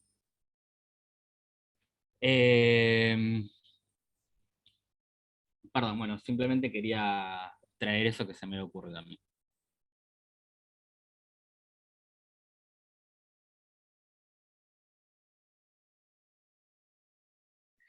Vamos por turno, Dolores. Primero, José. Sí, yo cuando me hice la pregunta también, es decir, cuál era la relación entre el no hay relación sexual y el número, ¿no? Porque el no hay relación sexual permitiría entonces el acceso al número. Es decir, y me pregunté, la pregunta que me hice a partir de Heidegger es si el no hay relación sexual sería equivalente a lo matemático. Pero me esclarece, al menos lo considero así, el apunte de sutilezas analíticas sobre la molécula del fantasma. ¿Qué es lo que trabaja cuando mete la cuestión de la cifra, de la sigla del fantasma y todo esto, ¿no? Yo creo que lo que cambia al final es la economía, es decir, el considerar que podría haber un solo término que funcionaría bajo un mismo registro, el significante y el goce, me parece que es tremendo. Es decir, y que efectivamente nos obliga a funcionar de otra manera, ¿no? Creo que hay también una crítica allí, lo diría así, al objeto A como construcción, que el objeto A estaría del lado de lo que se puede, de lo que es del orden del número como tal, es decir, de lo que se puede incluso contar, aunque no se sepa cuál es la cantidad. Pero precisamente por allí está la noción de plusvalía, ¿no? Es decir, Lacan construyó el objeto A partir de la noción de plusvalía. La plusvalía es una cantidad. Y aquí se trata, me parece, de apuntar a un real que es distinto al real que trataba de recoger con el objeto A, que era un real más próximo a la fórmula, más próximo a la matemática, es decir, y aquí es un real que es contingente. Entonces, por donde lo puedo pescar. Y sobre la pregunta de Dolores, lo único que, en la línea de lo que decía Guido, ¿no? Es decir, si no hay relación sexual, yo me preguntaría por el estatuto de ese no. Es decir, sería la precariedad de lo instintivo, ¿no? Lo que permitiría pensar eso como una carencia y también ir a buscar su positividad, ¿no? Entonces allí me parece se trata ya desde el vamos de operaciones matemáticas, aunque no estén recogidas todavía en una teoría o en el significante. Vamos por turno, Dolores. Si te fijas arriba hay unas manitas. Ah, sí, no lo he visto, perdón. Sí, va primero Ricardo, Teresa y luego tú. Vale. Ricardo, cuando quieras. Sí, volviendo al tema que estamos dándole vueltas. Para poder explicarme esto que hablas, ¿no? Sería lo inaccesible de la relación sexual lo que explicaría el acceso al número. Entonces, me he añadido, no hay relación sexual, hay goce. Entonces, hay el uno y el no todo. Y esto es lo que abre la serie de los números en tanto no hay dos, porque si hubiera el otro sexo, habría relación sexual. Entonces está la iteración del uno y el no todo, que da acceso a que cada uno, ¿sabes? Vaya, toda la serie de los números aparece justo porque no hay el dos. No hay relación sexual entre los humanos. Está el no todo. El otro sexo es el no todo, para cada uno. Entonces es la iteración del uno y luego el goce que viene al lugar de esa relación sexual que no hay. Teresa. Bien, yo quería, esto lo tenéis en la clase al final, lo que Lacan valoriza, o sea, lo que Lacan considera, la idea de Lacan de un real que sería propio al psicoanálisis, se basa en un real, en el real de la no relación. Es un real de la modalidad del encuentro y es un real de la contingencia. Y todo esto, dirá, está en el lado opuesto al determinismo. Y quiero leerlo desde la clase 8 del Serial 1, que también me tengo que anticipar. Lo que dice aquí, dice, he dicho, dirá Jacaré Miller, que hay dos sustancias, la significante y la del goce. Pues bien, lo real es de hecho la conjunción de las dos, puesto que la conexión del S1 y del goce es siempre contingente.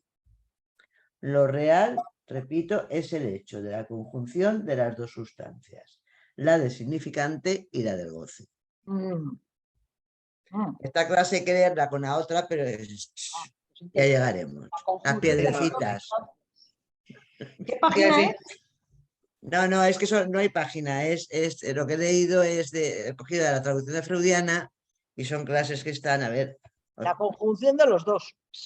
La conjunción de los dos, lo repito si es lo que dicen sutilezas también. Sí, repítelo. He dicho que hay dos sustancias, la significante y la del goce. Pues bien, lo real es de hecho la conjunción de las dos. Puesto que la conexión del S1 y del goce es siempre contingente. Para quien queráis revisar esta clase, la tenéis en Freudiana 68. Freudiana 68. Sí. Y es un artículo de Miller, ¿no? No, es que el uno todo solo está, está en Freudiana, pero por clases, está repartido. Este es una clase de Miller. Es una clase, la clase de no sé qué fecha. Bueno, clase de Miller, donde dice que lo real es la conjunción del sentido y el goce, ¿no? Es la clase 8, sí. Es la clase 8, del 23 de marzo del 2011. Sí. Vale. Pero esto es lo que os decía, que al final, cuando Lito retome e inicie todo el trabajo sobre el uno tutto solo, porque es que es ahí donde va a culminar todo esto, que vamos a ir recogiendo las piedrecitas hasta llegar ahí. Bueno, perdón, ¿es el sentido o es el significante? El significante, ¿no? Es el significante. En Freudiana pone, he dicho que hay dos sustancias, la significante y la del goce. Sí. Exactamente. Sí, muy bien. Lo habéis dicho antes también. Lo he oído sobre todo por lo real. Lo real es de hecho la conjunción de las dos. Significante y goce. Eso cambia toda la economía. La conexión del S1 y el goce es siempre contingente. Y aquí quiero aprovechar, aunque abuse del tiempo, para decir que tengamos muy en cuenta lo que pasa con el fantasma, porque la página 164, vuelvo a todo el mundo es loco, va a decir que puede haber un análisis sin tocar en absoluto el fantasma. Sí. Se hablaba de atravesamiento en un momento determinado y al final se va a la significancia. Son dos conceptos diferentes. Pero ahora eso es más piedrecitas al zurrón. No, ya se va a convertir en un menir. Vamos a ir poco a poco. Menir, no, de piedrecitas. Dolores. Vale, gracias. Vuelvo a la pregunta que me hice, que para mí era, vamos, no tenía respuesta. Lo que pasa es que ahora, escuchándoos, se me ha abierto una elucubración. En concreto, a partir de la distinción que hacías entre, efectivamente, las fórmulas de la sexuación, que es donde Lacan termina por ya, digamos, definir la no relación sexual, hay efectivamente dos goces, el goce fálico y el otro, el no todo. Entonces, no en relación sexual, precisamente porque, según el goce, dice Miller, el goce sexual como tal es el goce fálico, es decir, la relación de cada uno consigo mismo. Es un goce solitario. Ejemplo máximo de que uno siempre goza a solas, ejemplo máximo, la masturbación, que da como el paradigma de lo que sería el goce fálico como justamente el ejemplo máximo de que el falo hace obstáculo a la relación sexual. El goce fálico es goce de uno consigo mismo y hace obstáculo a la relación sexual. Entonces, mi elucubración es la siguiente. Si dice aquí Miller que sería lo inaccesible de la relación sexual lo que explicaría el acceso al número, me pregunto si no será por esta característica que tiene el goce fálico en relación con el no todo, que es que el goce fálico es cuantificable. Es decir, uno, así como el no todo no es cuantificable, el goce fálico es cuantificable. Incluso uno puede decir, bueno, sí, claro, es cuantificable, da acceso a una identidad sexual, ¿no? Por ejemplo, el hombre pues, se puede creer más macho y más hombre porque puede contabilizar el número de sus orgasmos o de sus coitos. Y eso es cuantificable. El no todo no, pero el goce fálico es cuantificable. Y me pregunto si será esa peculiaridad de la cuantificación del goce fálico lo que podría explicar esta afirmación, para mí absolutamente misteriosa, de por qué lo inaccesible de la relación sexual sería lo que da acceso al número. Me lo acabo de inventar porque no lo entendía, pero escuchando se me ha ocurrido esta lucubración. No sé cómo... Creo que va por allí, sí. Bien, vamos a poner una vela al Dios Internet a ver si Gabriel puede hablar. No, yo quería subrayar lo que dice José con lo que acaba de decir Dolores. ¿Me escuchan, no? ¿Me escuchan? Sí. Sí.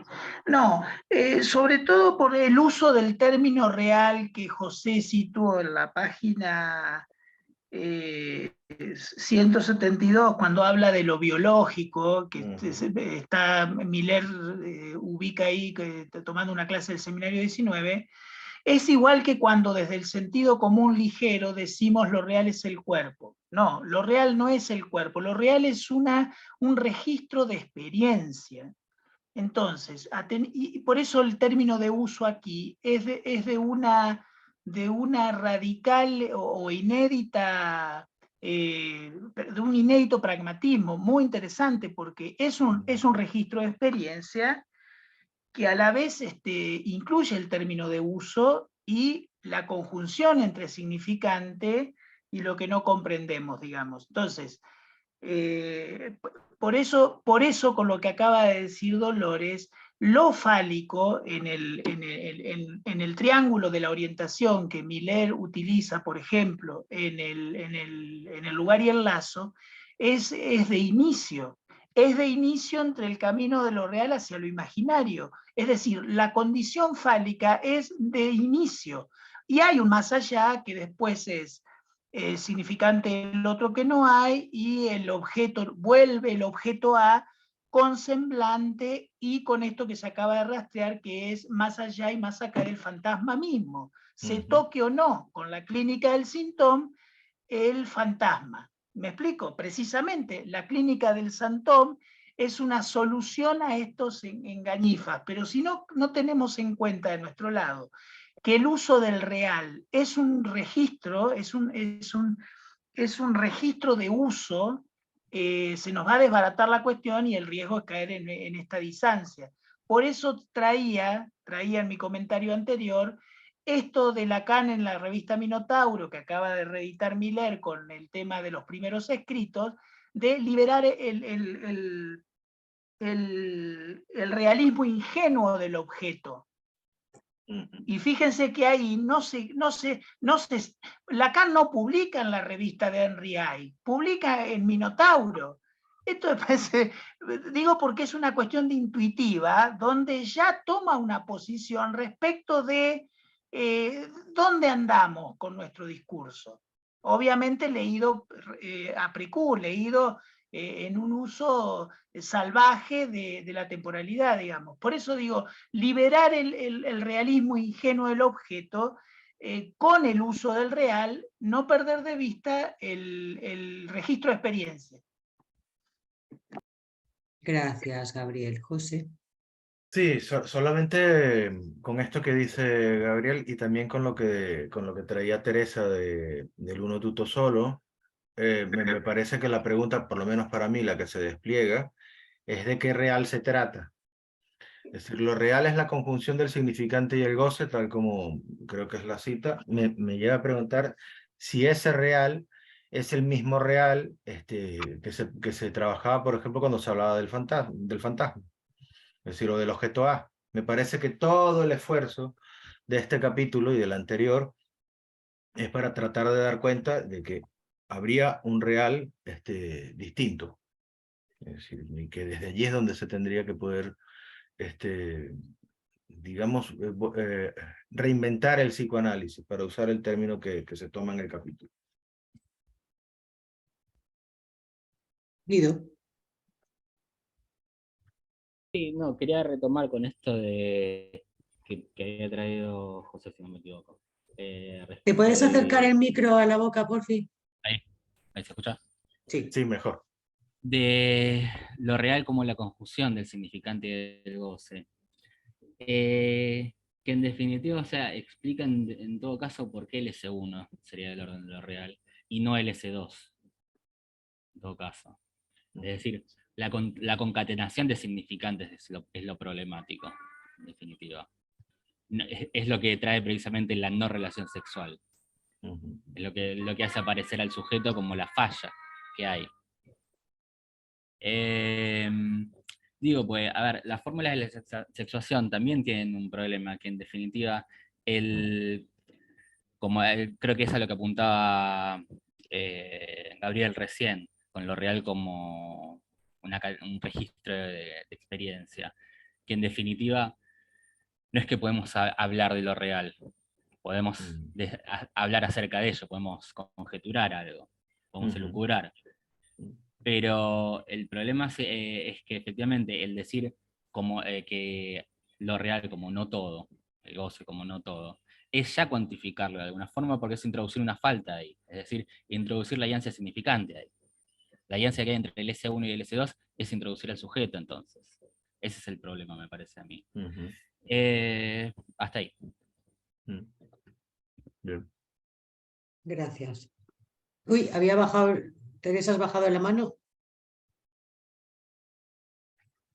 Es que yo creo que me la había dejado subida y no Ah. Bueno, sí. No hay palabras. No. Más. Yo creo que sí que pensé, esto ya es volver a lo mejor al principio, con las fórmulas de la sexuación, en dónde estaban los cognitivistas. Yo creo que están es curioso, ¿no? Porque dice que bueno, no lo pongo, es una cosa que se me ocurre, a ver qué pensáis. En la parte de la sexuación, para todos la función X. ¿Están ahí? Pero sin contra uno, es lo que veníamos de bueno, eso de revisar. decir contra uno tiene mucho morro, seguro que lo hay, porque si no, no pueden hacerse esto.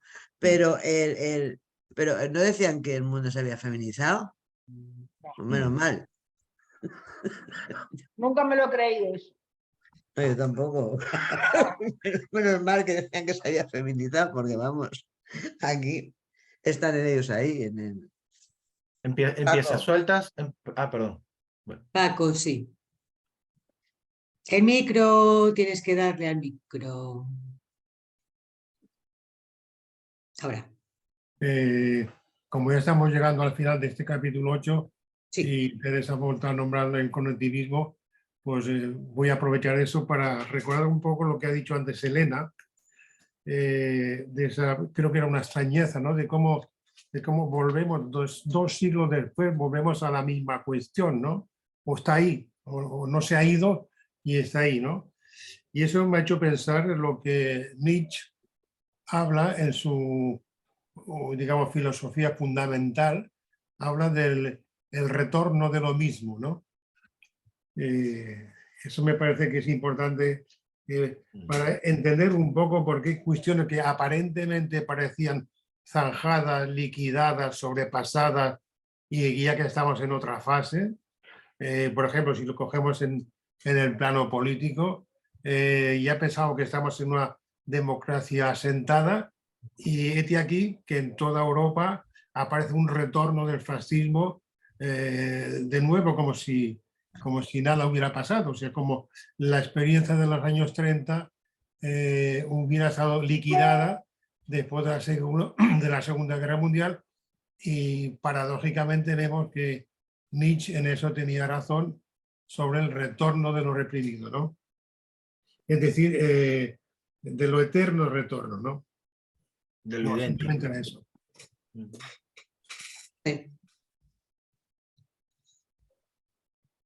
José. Sí, solo como comentario, es decir, a propósito de esta pregunta que se hacía Teresa, ¿no? Es decir, del para todos, yo con esa parte estaría de acuerdo. Pero me parece que lo que resalta Miller con la crítica del contra uno, lo diría así, es que es algo que yo he pescado al menos en piezas sueltas, es donde lo ubiqué. Es decir, Miller allí habla del amo aligerado, en oposición al amo autoritario tradicional, ¿no? Y me parece que eso es de lo que se trata, es decir, de un amo que gobierna desde atrás, ¿no? De forma velada. No es que no haya un amo, pero ha adoptado la forma del comité de ética, decía también Miller Y también, y también del número, porque aquí en todo el mundo está loco, Miller lo dice. Y también del número, El, exactamente. el nuevo amo no es un amo, no es el padre orangután, el nuevo amo es el número. Pero ¿quién es el dueño de eso? No, desaparece Miller lo allí. dice aquí, en todo el mundo está loco. Sí, pero digo que detrás del número, ¿quién está? Claro. Ya no se sabe quién está, se pierde el no, claro. comité, etcétera. No está encarnado en un personal. Lo que ahora aparece es un amo diluido, fluido, por retomar un poco la expresión del sociólogo Bauman, ¿no? Sí. Atención que hay una palabra. Gabriel. Sí, no, respecto a esto que acaban de decir, yo ahí pondría lo inútil. Y aquí respondiéndole a Francisco, recién a Paco, quiero leerles algo de Mazzotta de los años 70 que dice: como dijimos el otro día, en el psicoanálisis más vale una reafirmación de lo inútil, lo que tiene que ver con el goce, pero el campo de lo inútil no puede ser recuperado por el proyecto de izquierdas. Es algo difícil de recuperar, salvo por una parte que haya una izquierda ultralúcida, pero la izquierda ultralúcida no existe. Es buenísimo. Bueno, oye, yo ya me conformaría con que fuera lúcida, simplemente. Muchas gracias, Gabriel. Bueno, pues terminamos fenomenal. ¿Quién habla? La próxima vez lo sabemos. Dolores, antes de que me interrumpas el lo de final. la conferencia de Miller, que la va a comentar Elena, cuándo va a ser, cómo accedemos a eso. Va a ser el día 11 en los propios encuentros millerianos. Lo que vamos a hacer... Pero, o sea, aquí, los encuentros millerianos... que ya han venido de vacaciones y empezamos los encuentros millerianos ya. Estos no son los encuentros millerianos. Estos no son los encuentros millerianos. Esto es un taller preparatorio. Es un taller preparatorio para los encuentros. Ya, y el día 11 de marzo es cuando es lo de la conferencia de Miller que comentará Elena. Y Ángel. Y Ángel. ¿Y accedemos a ella cómo? Os mandaremos el link cuando se acerque fecha. Vale. Todo. No os preocupéis por eso. Vale. Lo que sí vamos a hacer es, en vez de, hablo de horario español ahora, en vez de mañana y tarde va a ser solo mañana, para que haya menos cantidad para nosotros de horas. Tarde. Exacto, para nosotros solo mañana. Día 11 de marzo. Exacto. Os mandaremos toda la información y ahora estamos preparando. El link lo recibiréis más acercándoos a la fecha, pero vamos, estamos a punto de mandar ya todo el correo electrónico. Cualquier cosa nos la podéis comentar. ¿Quién habla la próxima vez aquí? No sé si tenemos la clase 9. La clase 9 no hay nadie. Pero nos ponemos 9, 10 y 11 y quitamos trozo, porque yo creo que se puede decir que va a trabajar con cognitivismo y la gente da igual. Entonces, la 10 y la 11, ¿quién intervenía? A ver. Yo la 11 creo. La revisaremos, la 9 en todo caso. Pero... ¿Y la 10? Ricardo, la 11 y la 10. A ver. La 10 la tenía yo. Ah, perfecto. Pues Gabriel. Gabriel y Ricardo. La próxima, la semana que viene. Sí. Perfecto. Os pedimos, por favor, lo que vayáis el texto que vayáis a producir, por favor, que nos ceda de 4.000, 3.500 caracteres. Para hablar. Para que dé tiempo a conversación, porque si no, Se lo pedimos a todo el mundo, para que dé tiempo al espacio. De todas maneras, lo hablamos con vosotros por privado. Y cualquier cosa nos decís. Nos vemos el miércoles que viene. Muy bien. Vale. Muchas Hasta luego. gracias. Gracias. Adiós, hasta luego. Saludos a todos. Adiós, chao.